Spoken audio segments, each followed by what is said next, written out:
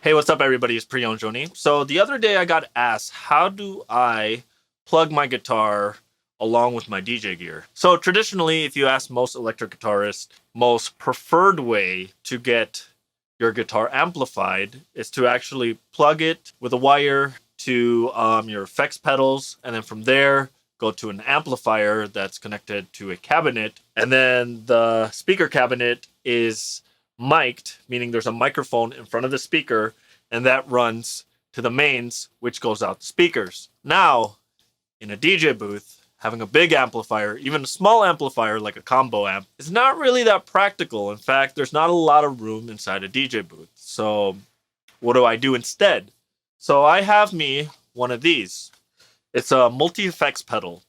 And what a multi effects unit does is it doesn't just provide effects for your guitar, it provides amp simulation and cabinet simulation so that you can plug your guitar directly to the main board. In my case, it would plug into my controller or it'll plug into the main mixer. What it basically does is it takes the place of having multiple effects, an amplifier, and a speaker cabinet. On top of that, new ones like the Boss GT-1, which I have here, also serve as an audio interface for your computer. And along with that, you can even control the parameters of the multi-effects unit from the computer. This little thing actually makes my job easy. So if I wanted to get on an airplane or just carry light or pack light, or there's not a lot of room in a DJ booth for a big amplifier, this little thing, this $200 unit, serves as my way to direct plug my guitar to the main system. So today I'm going to talk about the GT-1, the Boss GT-1, from the perspective of a person specifically using it the way I'm using it, which is with my DJ gear. So, like, first, the unit is actually meant to be battery powered, like a real effects pedal that you would have. You can buy an optional power supply to power it up, which is what I actually use. And the GT-1 is actually one of the smaller units compared to its bigger brothers, like the GT-100. But as far as the sound quality goes, it does what I need it to do. Now, it's a 3-button, 1 expression pedal configuration. A lot of smaller multi-effects units are made this way. So let me tell you what I love about it. I love that it's really, really easy to access each one of my my simulated effects pedals. So if I wanted to change my compressor effects, I just press a button and then I can change the parameters on that. If I wanted to change my overdrive, change the type of pedal it is, and there's a lot of models for that, including non-Boss pedals, I could just click that and then twirl the knobs and then change the parameters as if I'm actually changing the parameters on a real pedal. And then the preamp, I can pick a certain type of amplifier, a certain type of cabinet style. And then there's the effects that happen at the preamp section, which is, usually your chorus, your delay, your reverb. And then what's also cool is that you don't actually have to have them in the order that they're presented here. You can actually rearrange the effects. So if you wanted your overdrive before your compressor, I don't know why you would do that, but if you really wanted to, you can definitely do that. So what you have to understand is that a multi-effects pedal is like a $200 unit simulating multiple $100 pedals on top of an amplifier and a cabinet. So the question for most people, does this deliver the sound quality of what it's trying to emulate? So instead of talking about it, let's actually try it out. Okay, so let's go through some of the patches I made. So I have this patch called EDM Metal Lead 2. And what it is I'm using a preamp, and I'm going to look inside the Boss Tone Studio, because one of the cool things about the GT-1 is that you don't have to just rely on this little screen. You can actually open the Boss Tone Studio app and then see everything laid out. So I have a natural clean amplifier and cabinet combo, and this is what it sounds like clean.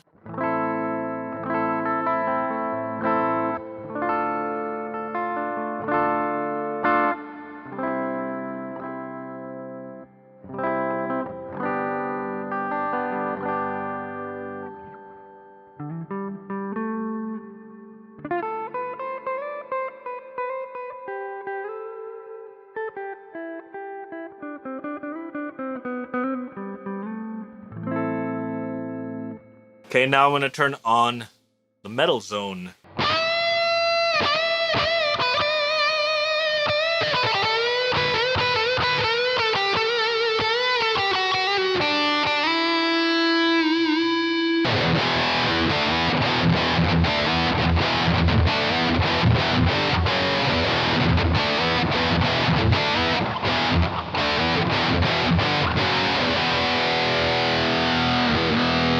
Okay, let's try the acoustic simulator.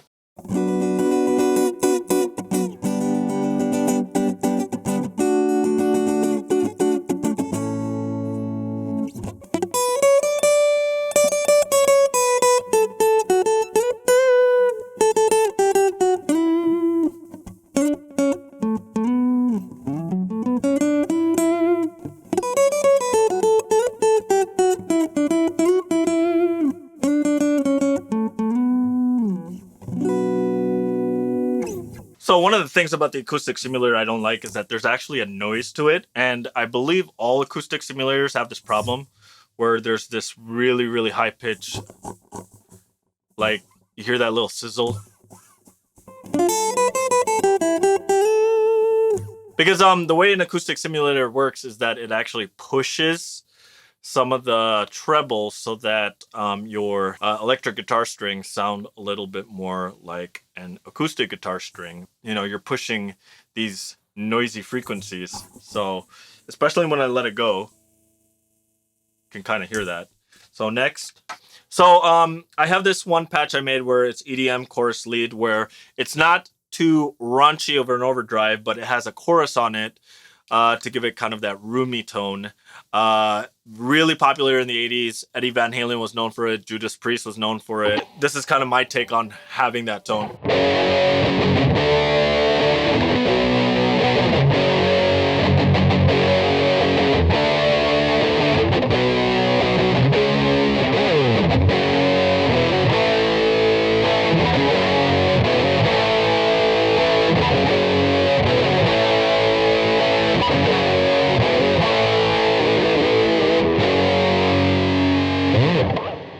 So yeah, not a lot of sustain in this one.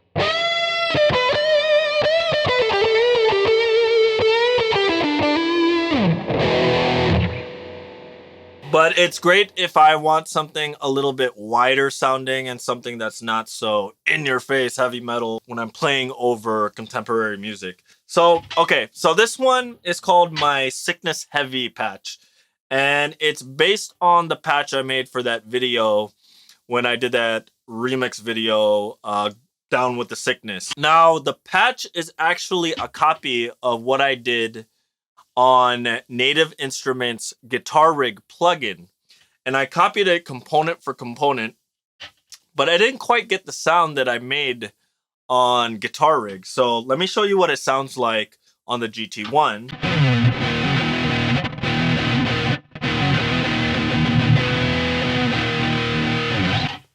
Now, let me show you what it sounds like on Guitar Rig.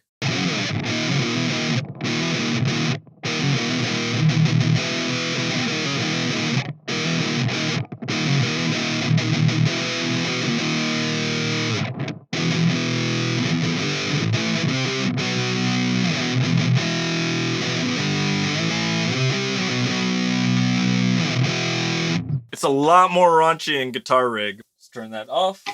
Go back to the GT-1.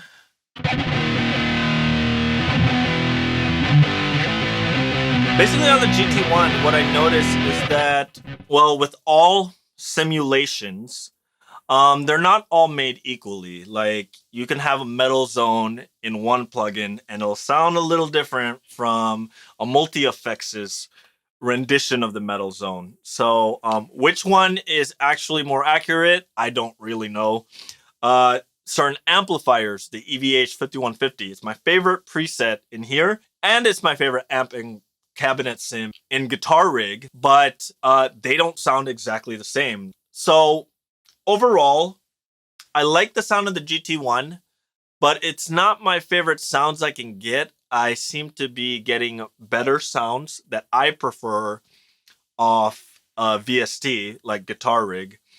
And that's something that I wish was a little bit more improved because, you know, Boss has come a long way. They've been one of the early companies to, it's Roland actually. They're one of the early companies to do multi-effects.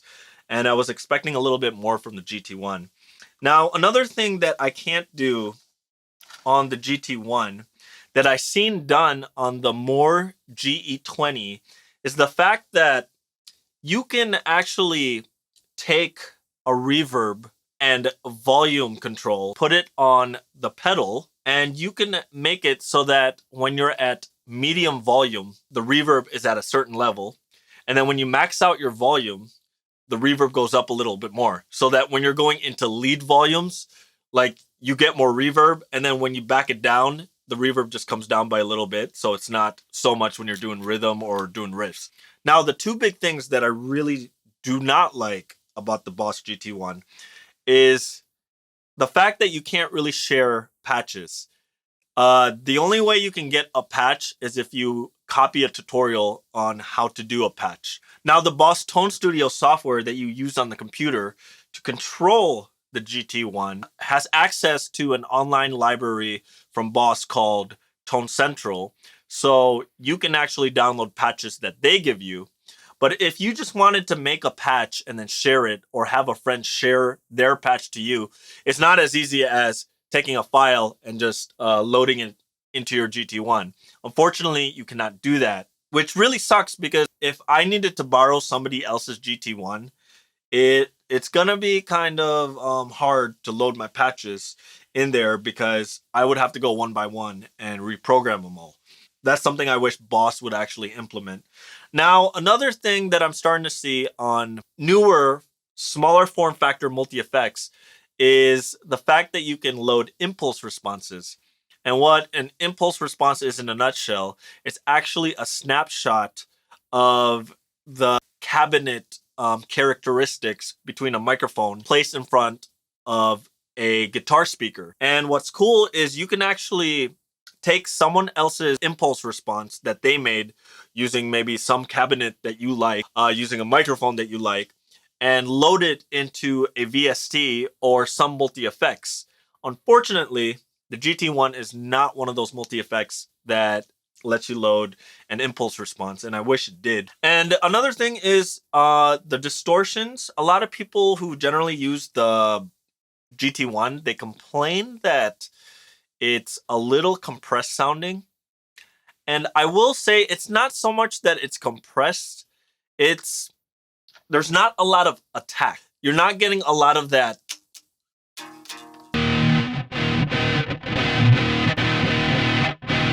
You're not getting a lot of that spike in the beginning of a chug. And I noticed that when I compare the Sickness Heavy patch on my GT-1 compared to the Sickness Heavy patch I made in Guitar Rig using the same modeling components. But overall, you know, like, it's not the best sounding multi-effects I've heard and I've tried. I'm probably going to replace this in the future. I don't use the sounds out of my GT-1 for recording.